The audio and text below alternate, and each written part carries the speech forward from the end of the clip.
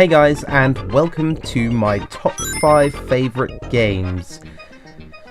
Well, yes, my choices may be a little bit controversial in this video. It may even upset a few people. It might make people angry, it might make people like rage. There might even be a little bit of weeping. So, let's delve straight into it with number 5. I'd also like to add these are my personal picks, and of course I do love all video games. That also includes E.T. for the Atari 2600. Yeah, I went there. Coming straight off the bat at number 5 is Banjo-Kazooie.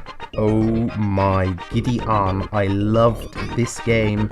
I thought it was absolutely fantastic. Coming straight off the bat from Super Mario 64, I went straight into Banjo-Kazooie. I never had a Nintendo 64, but every time I went around my friend's house, I would play Banjo-Kazooie to death because he had no idea how to complete it.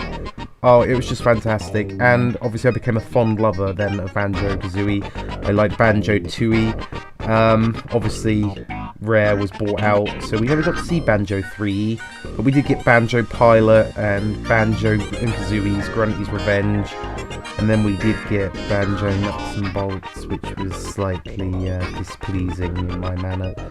But yeah, it's a wonderful platforming game. It was just, I can't even begin to describe how much, at the age I was, it just blew my mind. I couldn't believe it.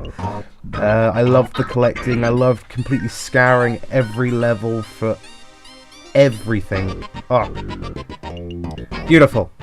Sublime. Coming in at number 4, we have Final Fantasy VII. Now this, when I got my PlayStation 1, was the first game I ever owned. Well, that and Crash Bandicoot 2. But this takes the lead overall.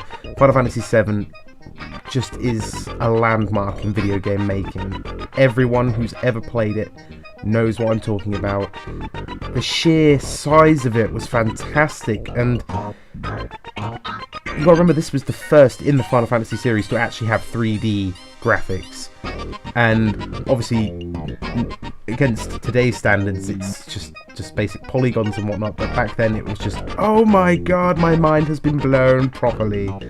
The cutscenes were beautiful. I even love the Crisis Core for the PlayStation Portable. That is a fantastic game. Dirge of Cerberus I don't love as much. I enjoyed it, but it doesn't have my full love for it. Coming in at number 3 is Sonic the Hedgehog for the original Sega Mega Drive or Genesis, depending on where you're from. Again, another landmark in platforming gaming. It was a fantastic game. I just can't. The sheer awesomeness of it all blows my mind. I know already people are going to be going, oh, you put Final Fantasy 4 behind Sonic. I don't even care. Sonic, when I played it as a child, blew my mind, along with Echo the Dolphin, basically everything on the Sega Genesis. I love the Sega Genesis. Like, still one of the best games consoles ever made.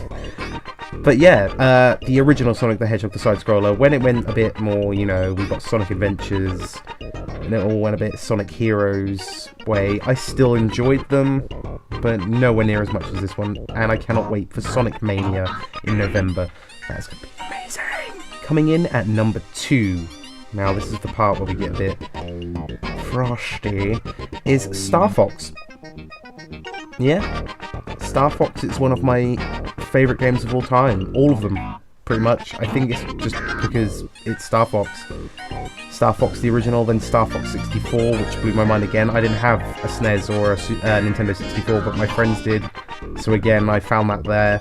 I found so much love in Star Fox 64.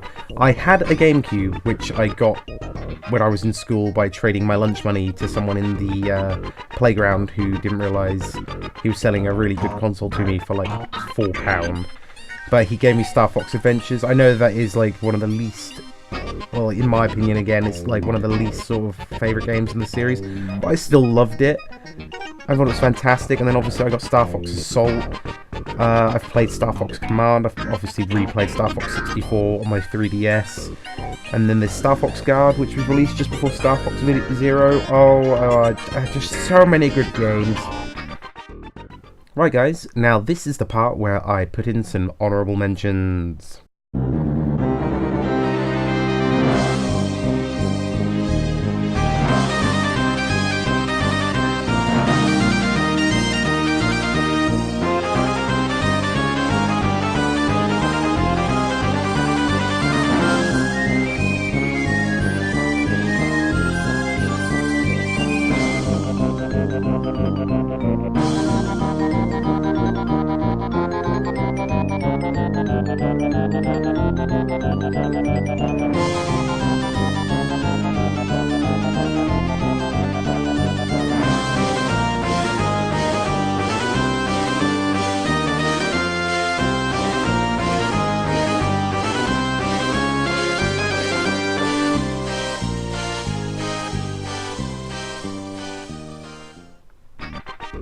Now, for the moment you've all been waiting for. The long battle for number 1. And, be fair, if I could just say every game ever is number 1, that'd be easier. But for now, my favourite game of all time is Bubsy, the complete series. No, my true number 1 is Shadow of the Colossus.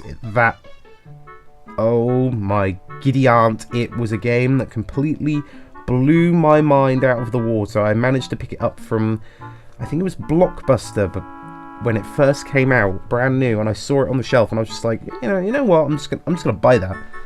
I hadn't played anything on my PS2 in a long time, so I purchased it. I think I got it for half the price. I traded in a bunch of videos or something. I'm not 100% sure. I know I traded in a lot of stuff. But, I got hold of it. And I'm not being funny. That very first scene where you see the first Colossus after riding your horse across that barren landscape, but with the beautiful visuals. Oh, it blew my mind. It really did. And no one in my school had even heard of this game. No one knew what I was talking about when I was going, oh my god, have you played The Shadow of the Colossus? What? I was like, oh wow, no one has heard of it. Sweet Jesus. Well guys, that wraps up my top 5 games. Obviously, I just picked some pointed ones, put some honourable mentions in there, but I do love every game ever. Maybe not so much. I can't say that like with a whole heart, because I know I don't love every game ever, but I do love a majority of games. These are just some of the ones that stick out in my mind a lot more than others. So, thanks for watching. Remember to comment, rate, and subscribe. Fist bump, and I'm going to see you all in my next video. Bye!